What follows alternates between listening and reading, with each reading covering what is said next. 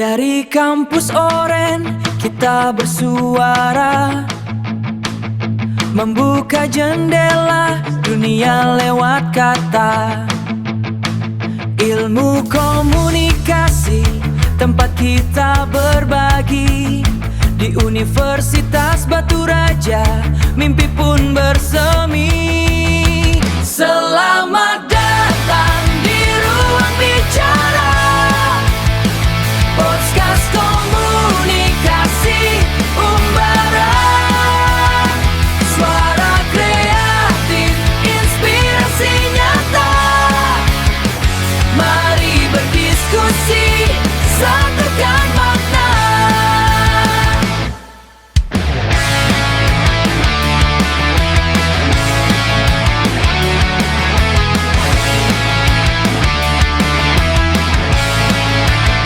Halo teman-teman, selamat datang di podcast Butopsa, bukan topik biasa. Hari ini kami sedang melaksanakan tugas jurnalisme audio. Dosen pengampunya Ibu Benke Frigana MIKOM. Saya Cipta dan rekan saya Pandu akan menemani kalian hari ini. Hari ini bakal bahas topik yang kelihatan keren, tapi ternyata tidak sesimpel itu doh. Iya nih Cip. Nah kan kita sering banget lihat ketua BEM di kampus ini dikenal banyak orang nih. Ya. Dan powerful. Nah pasti di balik cerita semua itu pasti ada semua orang tidak tahu ceritanya tuh. Ya benar banget, dan hari ini kita nggak bakal tebak karena kita langsung aja ngobrol ke orangnya. Nah di sini udah ada ketua BEM Kak Aldi Pajarsyah. Halo Kak, apa kabar? Halo Kak. Halo Mas Nando, Mas Cipta, gimana kabar kalian? Baik Kak.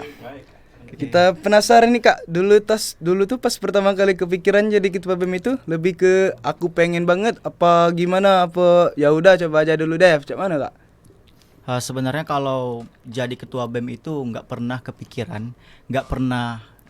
kepikiran buat jadi ketua BEM sampai di titik ini. Karena pertama kali ikut Ormawa itu ya udah jalanin aja dulu, dapat ilmunya, dapat relasinya, dan cuman berharap bisa bantu perkuliahan dan pekerjaan. Cuman itu aja. Tapi nggak pernah kepikiran sampai di titik ini, sampai memimpin organisasi Hima, bahkan sampai memimpin organisasi eksternal.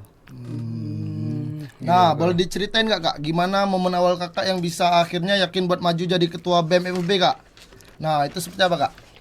Kalau momen yakin itu sebenarnya lebih ke penghujung mau demisioner. Jadi pada saat awal-awal itu kan kita baru memimpin nih pertama kali. Jadi pertama kali itu semester 2 itu diamanahkan menjadi PJ Ketua Hima. Nah jadi PJ Ketua Hima itu memimpin mahasiswa semester 4 yang dimana pengalaman mereka jauh lebih banyak daripada saya yang semester 2. Nah setelah itu saya memberanikan diri untuk mencalonkan diri lagi sebagai Ketua Hima. Karena sudah ada pengalaman sebagai PJ tadi. Di penghujung acara, di penghujung kepengurusan. Jadi dari pengalaman memimpin rekan-rekan, memimpin rapat, mengambil keputusan di saat-saat genting, itu menjadi modal keyakinan untuk melangkah menjadi ketua BEM selanjutnya. Jadi gitu. Oh menarik ya Kak. Nah tapi biasanya kan ekspektasi sama realita tuh suka berbeda ya Kak. Nah pas sudah jalanin jadi ketua BEM, realitanya sesuai nggak sama yang kakak bayangin dulu Kak?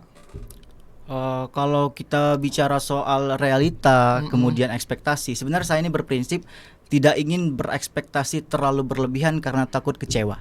Jadi ini kita analogikan ke minuman dan makanan yang kalian berikan pada hari ini. Contoh nih Aqua. Ketika saya dihadapkan dengan Aqua, mungkin sebelum saya meminum Aqua ini saya akan lihat packaging seperti apa, bentuknya seperti apa, kemudian baru merasakan rasanya. Setelah Aqua ini habis diganti dengan roti yang kalian berikan ini, saya akan memperlakukan roti ini seperti saya memperlakukan Aqua tadi. Jadi saya tidak pernah membayangkan ekspektasi itu bakal lebih indah ataupun lebih kecewa. Jadi ketika saya menerima kekecewaan, menerima kesenangan, saya selalu mendoktrin diri saya agar tidak terlalu berlebihan, agar tidak terlalu senang, agar tidak terlalu kecewa. Jadi apapun yang dijalani pada saat ini, mau senang, mau sedih, saya tidak akan pernah berekspektasi ataupun berharap yang lebih daripada realitanya. Di kurang lebih seperti itu. Hal pertama yang bikin kakak kaget pas jadi ketua BEM itu apa Kak? Hal yang pertama bikin kakak kaget pas jadi ketua BEM, ini pas pengangkatan Kak? Hal yang bikin kaget jadi ketua BEM itu sebenarnya kan pimpinan BEM ini pemimpinan tertinggi di fakultas. Ya benar. Jadi orang itu menganggap kita ini semua serba bisa. Jadi hal yang bikin kaget itu ternyata kok orang semuanya pada nanya ke saya gitu kan. Kemudian mengambil keputusan tergantung kepada saya. Jadi itu hal yang bikin kaget. Nah jadi kalau di BEM itu seperti itu. Mungkin aku juga pribadi kan nggak terlalu aktif nih di UKM ataupun di organisasi-organisasi lain. Jadi gimana kalau Mas Pando di seni gitu? Ya. Hal yang bikin kaget Mas Cipta gitu pertama kali masuk Ormawa kan. Jadi kan kita bisa sharing-sharing gitu kan.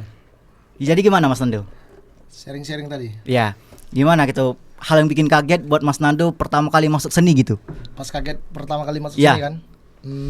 Kagetnya tuh awalnya karena ketemu banyak orang tadi kan. Nah, kayak pendekatan sama orang tadi, kayak pertama kali kenal sama orang itu kan, jarang lihat orang itu tadi, jadi kayak canggung aja jadi itu. Mas Nando ini sudah punya pacar kayaknya. Bajunya soalnya beda. Ini baju,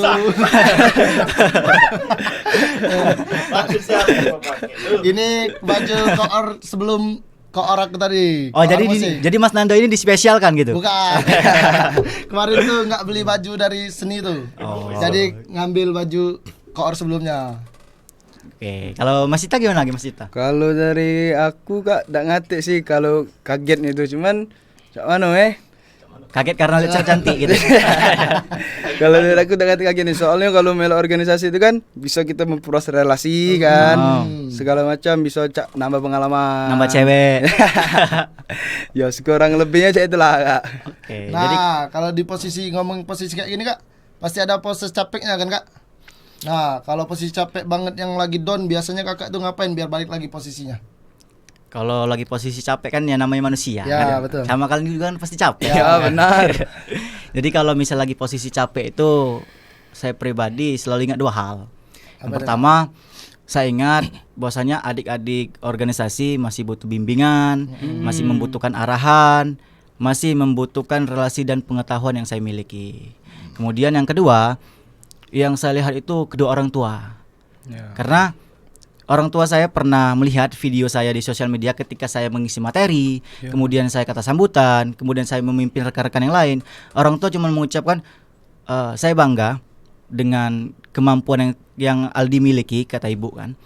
Jadi itu menjadi bensin atau pembakar saya untuk tetap semangat ketika lagi kecewa. Nah mungkin itu salah satu yang saya alami. Gimana kalau Mas Nando sama Mas Cipta? Gimana tuh Kak? Kalau misal lagi ini kan capek nih seni Ya. nih, nyanyi, main gitar, musik, gimana tuh kalau misal Kalau- lagi bangkitin semangatnya lagi gitu kan? Kalau di posisi saya, kalau nyanyi tuh seperti kehobian saya Kak. Kalau nyanyi bisa balikin mood lagi malahan. Nyanyi buat diri sendiri atau untuk orang lain? Main alat musik jadi balikin keadaan lagi. Oh sering ngeband Mas? Ya, jadi di seni itu ada, saya itu jadi koor musik. Oh. Suka manggung kalau di luar di kafe-kafe Ya, gitu. betul. Kayak ada ini acara-acara bisa. Kalau Mas Cipta? Kalau aku nih, kalau lagi down misalnya kayak capek banget nih di organisasi ya kan. Ya kalau aku bisa Kak kemana keluar itu Kak, main sama kawan lain, duduk nongkrong gitu Kak. Itu aja sih Kak kalau lagi capek. Tapi balik lagi kan, semangat yang diberikan oleh Mas Cipta ini tetap kalah karena Mas Pando ini sudah ada cewek.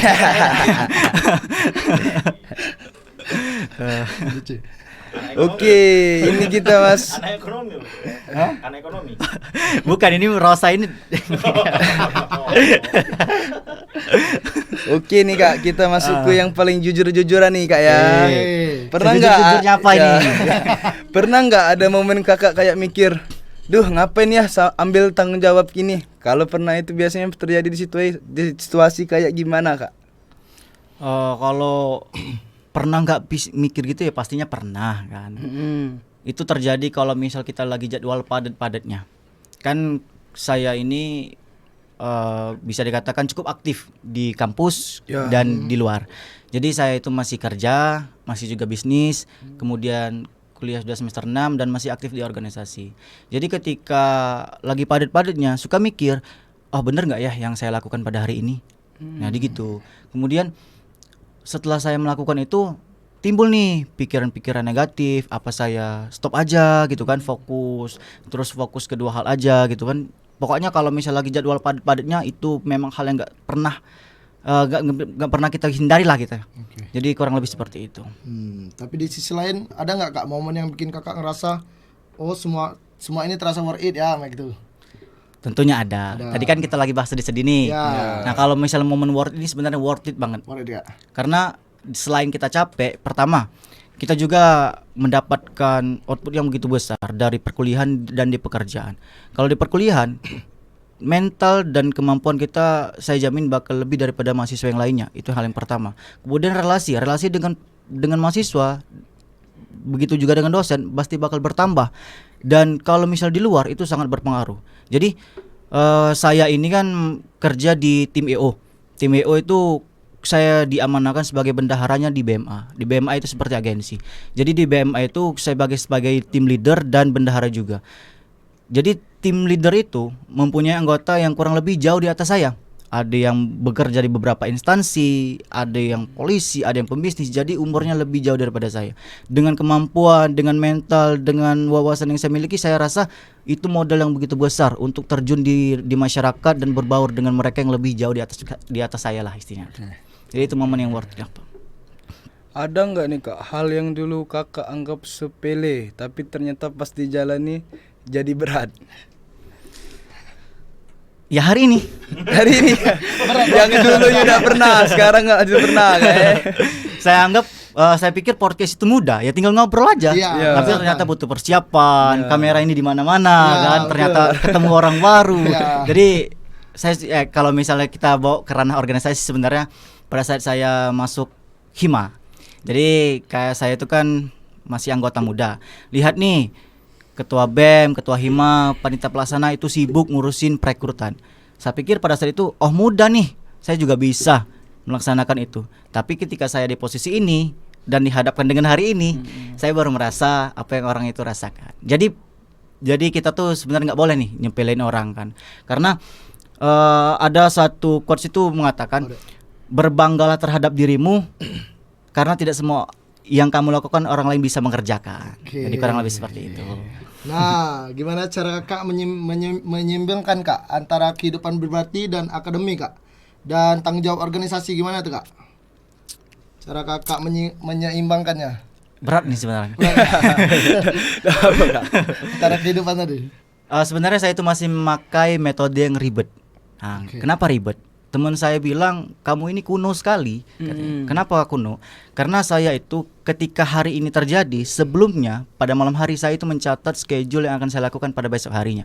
Contoh, semalam saya sudah mencatat sekitar dari jam 8, mencatat misal bangun jam sekian ke kampus, jam 9, kemudian jam 9 ketemu dengan panitia pelaksana, jam 11 sampai jam 11 sampai jam 1 itu podcast dengan kalian.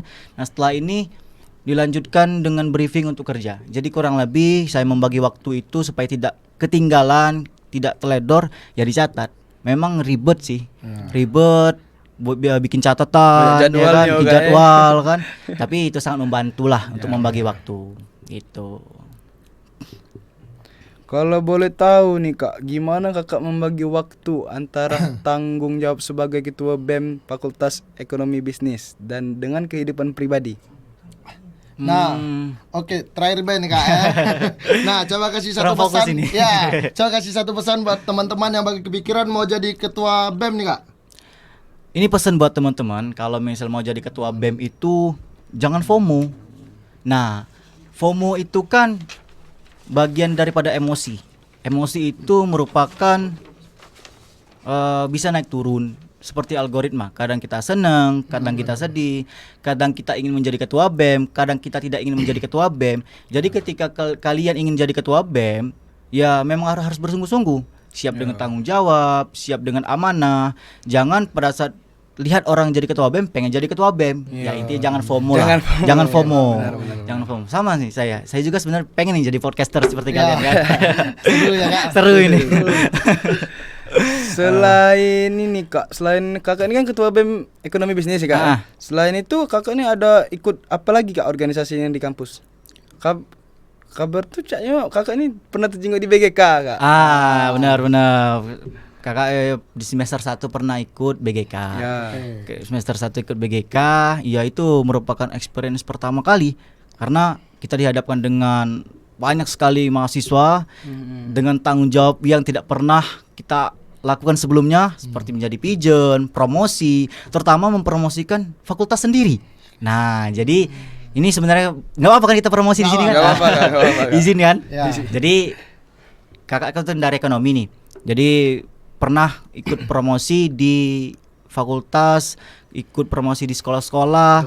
Jadi buat teman-teman nanti kan kalau misalnya kepo nih dengan apa aja yang ada di Universitas Batu Raja khususnya di Fakultas Ekonomi dan Bisnis, teman-teman bisa memilih sesuai jurusan masing-masing. Karena contoh nih, kita ada prodi manajemen. Prodi manajemen itu lebih ke manajemen kegiatan-kegiatan dan outputnya itu begitu besar untuk kalian. Dan nanti outputnya ketika kalian sudah lulus, kalian bisa melamar pekerjaan dan fungsional lah istilahnya itu kan, benar, Kak. tidak tertuju dengan satu pekerjaan. Kemudian ada ekonomi pembangunan, kemudian ada akuntansi yang suka matematika, bisa mencatat pembukuan kan. Dan yang terbaru ini ada bisnis digital. Nah, bisnis digital ini prodi yang cukup baru dibilang, tapi sudah lumayan berkembang. Sudah ada himanya, sudah ada kegiatannya, dan sudah terakreditasi B juga. Jadi memang cukup aktif lah kalau misal kita berbicara tentang Fakultas Ekonomi. Jadi buat teman-teman yang SMA, yang mau lulus, jangan lupa daftar di Fakultas Ekonomi dan Bisnis. Nah, izin ya Kak. Oke. Ini Kak mau tanya lagi nih Kak, gak apa-apa ya Kak? Ya, nggak apa-apa.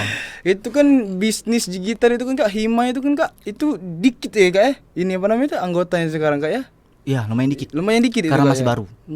Jadi ya bisa dikatakan masih sangat minim lah. Ya. Sangat minim, tapi prospek kerja, kemudian mata kuliah, terus dosen-dosen juga profesional kok. Profesional. Saya bisa jamin hal itu. Jadi kalau misalnya masuk bisnis digital, bergabung bisnis digital itu nggak bakal nyesel. Saya yakin. Ya, Kak. Kalau misalnya butuh info lebih lanjut, boleh hubungi saya. Oke. Nah, kalau bagi waktu tentang kakak tadi milu ikut organisasi ini juga kan? Apa? BGK tadi. BGK. Nah, bagi waktu jadi ketua BEM ini pasti sibuk kan kak? Lumayan. Nah, gimana tuh jadi bagi waktu sama BGK juga tuh?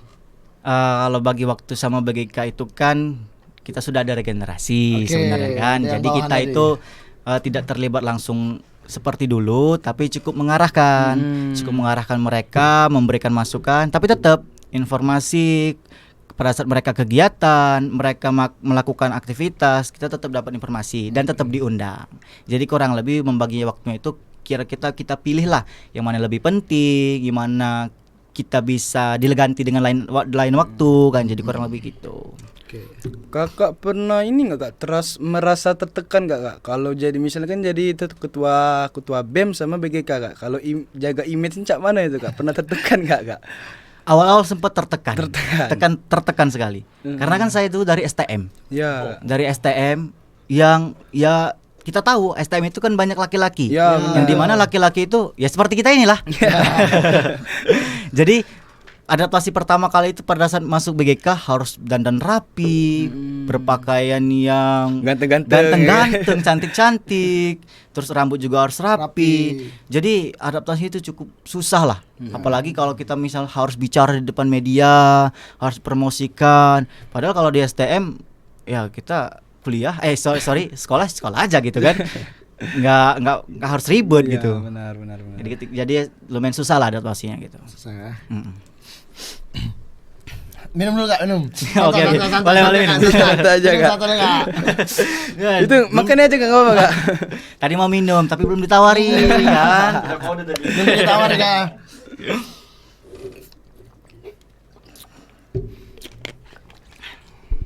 Nggak ada manis-manisnya ini. Dari pegunungan tadi kak. Makan boleh makan. Boleh kak. Santai kak. Tapi sudah makan Kak tadi Kak? Makan aja nggak apa-apa Kak. Itulah. Mahal ini. Iya. Bagus. Oke. Nah, gimana? Ada lagi tak? Duh. Gantian coba aku yang Iya. nanya kan nanti Oh, boleh, Kak, aku boleh, Kak. diinterogasi terus dari Benar Kak. nanti kan kita sharing-sharing Oke. kan. Aku nih kan belum pernah nih masuk seni Oke. kan. Di seni itu kan lumayan banyak ya. Iya. Ada beberapa bidang. Itu tuh ada bidang apa aja itu tuh? Oke, di bidang seni itu ada musik Musik. dan tari, teater, terus ada seni, tari, teater dan padus Mm-mm. dan marching band. Oh, ada itu kalau misalnya seni teater itu lebih ke fokus mana, Kak? Fokus cara menampilkan itu tadi kayak Pameran seni gitu. ya betul, Pameran seni. kayak memerankan suatu film tadi Kak, kayak Oh, jago acting dong. ya betul Kak di teater kayak Malin Kundang gitu Oh, misalnya Malin gitu. Kalau tapi kalau misal marching band itu kan sudah kita pelajari ya sebelum Ya, pernah di SMP, di SMP, SMA itu sama nggak kalau misal di perkuliahan? Sama sih sebenarnya, Sama tapi kayak lagunya yang beda tuh Kak. Oh. Ya. Oke. Kalau Mas Cipta gimana tuh? Apa Ini tuh, Kak? ikut hima aja atau ikut juga organisasi lain? Hima aja. Hima aja. Iya. Kenapa mau ikut hima? Apa Kak? Kenapa mau ikut hima? Soalnya tadi ini apa namanya tuh kemarin itu kan rame kawan tuh Kak. Oh, ikut-ikut. Ikutan kawan, rame. Kami itu kan Oh. sekelas tuh kan mana ya guys? Dari SMA kemarin kawanan. Oh, Kak. circle-circle. Ya, dari SMA Oke. kemarin tuh kan. Cuman si Pandu nih dak. Tidak melok dia, jelala dia melok ke sini Kak. Oh, tidak ikut hima. Tidak Ya, melok, tidak ikut dia melok. Nggak seni. solid ini. Nggak solid emang. Solid. Cuman dia dewean Kak ninggal ke kami Kak. Kami melok hima kalau kami kemarin. Kamu udah bela seni juga? Tidak, aku, Nah, Kak. solid juga berarti Kak. Selain itu ikut cuman ikut seni. Ya, ikut Pandu? seni cuman. Sudah lama ikut seni. Dari semester awal sih. Sudah ada jabatan tadi? Sudah. Sebagai apa? Sebagai koordinator musik. Oh, keren. Teman kita juga ada pangkatnya juga di Makom Kak. Ada apa? Ada pangkatnya juga. Oh, ada apa tuh? Apa tuh? Kepala bidang minat bakat Kak. Oh, keren. Jadi aku ini ngobrol sama orang-orang penting lah Ya. istilahnya kan. Oke. Aduh. Nah, nanya lagi nih Kak, ada apa Nah, guys? Santai baik guys. Oke. Ya terus cuman Iya. Apa Kak pengalaman Kakak menjadi ketua BEM memberi nilai tambah saat mengikuti BGK Kak? Memberi nilai tambah pada saat ikut BGK. Iya Ya. Kak. Pengalaman Kakak Kak. Sebenarnya kalau misal nilai tambah setelah ikut BGK pada saat menjadi ketua BEM itu Iya Kak. lebih ke Dulu ketua BEM atau dulu BGK? dulu BGK Kak. BGK. Dulu BGK semester 1. Iya. Dulu BGK semester 1 Naik BEM itu semester berapa Kak? semester 5. Semester 5. Semester 5 naik BEM. Ini baru. Baru, Sempat kalau ini kan sudah kemana-mana ini kan. Jadi kalau misalnya sempat ikut BGK kemarin tuh dapat pengalaman itu ya keberanian aja. Pertama keberanian, kemudian public speaking. Karena kan kita di situ ya mungkin sama seperti kalian kan Ya. diajarkan public speaking, Benar. kemudian administrasi. Mungkin itu modal awal lah yang bisa kita pakai pada saat menjadi ketua BEM. Gitu. Ini Mas Nando nggak pikiran mau naik BEM ini? Ini soalnya curi-curi informasi kan? Lihat aja nanti Kak. Oh, oke. Oh. Nah, sebelumnya jabatan di BGK itu ada jabatan apa tidak tuh Kak? Kalau misalnya BGK tidak ada jabatan. Tidak ada. Jadi anggota biasa. Tapi meskipun tidak mengambil jabatan, teman-teman tidak pernah membeda-bedakan lah. Ya. Ini Sama rata, sama rata. rata pokoknya. Sama rata. Yang mana ketua, yang mana anggota, mereka tetap menyetarakan. Jadi kita itu meskipun tidak ada jabatan, kemudian cuma anggota biasa, kita tidak pernah dikucilkan Ya, gitu. Tapi kalau misal di seni di Himakom juga sama tapi kan. Iya, Ya, sama aja. Enggak pernah dikucil-kucil. bener. Sama rata. Memang Yang penting universitas ada ini aja lah. Universitas Batu Raja terbaik kalau Iya masalah. sih, Ya, pasti. benar. Pasti itu. Mas Nando, Mas Panda sama Mas Cipta sambil kerja, Tidak, kuliah saja. kuliah. Ya. Udah banyak uang pasti. Kakak gimana? Saya kerja berarti nih Kak. Ya sambil kerja. Kerja sambil di mana tuh Kak? Kerja di WO tadi freelance. Oh, iya. Karena kan kalau misal kerja yang full time nggak bisa di freelance. Sambil Kalau kuliah. Mas Mando sama Mas Cipta mau nikah nanti kan bisa gitu dihubungi kan. Iya. Kecepatan Kak. Dapat lulus sarjana dulu Kak. Ya, Nyari kami. oke. Aduh. Itu tuh Kak, kemarin BGK tuh kan ada duta-dutanya itu Kak Itu Kakak duta apa Kak kalau boleh tahu? Nah, kalau duta tuh kan ada duta bahasa, Ya Kak. ada duta digitalisasi. Kemarin pas di angkatan kami, angkatan 2023 belum ada. Baru Jadi itu berarti, itu Kak, ya? baru ada pada saat angkatan 2024. Jadi belum sempat ikut. Memang juga kemarin aku pribadi merasa nggak percaya diri lah. Karena kan saingannya bukan dari Universitas Batu Raja, dari universitas lain juga bakalan ikut. Jadi ngerasa nggak percaya diri lah dengan hal itu. Gitu. Nah, kan ikut BGK tuh pasti ada ini ya kan? Apa nama? Yang keahlian pasti itu, Kak. Nah, nampil apa tuh kemarin, Kak? Kalau boleh tahu, Kak. Sebenarnya malu kalau misalnya malu Gimana, bakat. Kak? Soalnya itu bukan bakat sebenarnya. Apa dah? Keterpaksaan. Terpaksa. Nari, Kak, nari. Nyari, bukan. Bukan. Keren nari Jaipong. Bukan. Kalau bakat awal itu kan sempat mau silat. Ya. Karena kan aku juga ikut P1. Jadi terus sempat rencana mau P1 bakatnya. Jadi karena belum fasih, takut malu-maluin, jadi diganti dengan puisi. Oh, puisi. Nah, itu sebenarnya bukan bakat, tapi keterpaksaan aja lah gitu. Mas Ando sama Mas Cipta nih mau ikut BGK juga. Kemarin tuh tempat dimasukin ke grup BGK sih pas awal masuk kuliah. Tapi kayaknya nggak minat sih. Lebih minat ke seni gitu. Oh. Lebih keahlian tadi. Ada yang ngajak. Ya, ada yang ngajak dari Pacarnya? BGK. Bukan. Kakak yang diangkat. Oke. Lanjut lagi nih Kak. Apa visi terbesar yang ingin Kakak tinggalkan setelah masa jabatan selesai?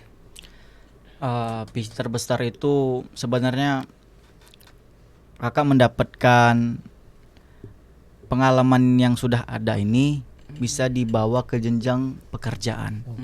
Dan yang sudah ditinggalkan ini berdampak, bermanfaat untuk teman-teman yang lain yang bakal melanjutkan roda organisasi.